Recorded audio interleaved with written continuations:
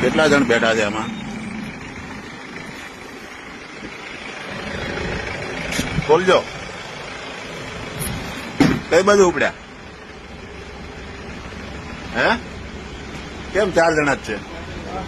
હે આખી ભરી લ્યો યાર, આ ખાલી બસ જાય ભાડું પોહાય? લાવવાના ને હવે તો ભાઈ સાહેબ ને સારું દેખાડું છે, તમે ત્યાંથી લઈ આવવાના.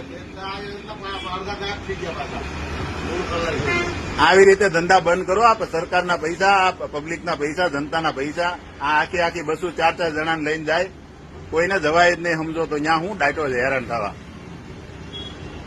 આખી બસમાં 4 જણા છે. આવી અહીંથી કેટલી બસો ગઈ?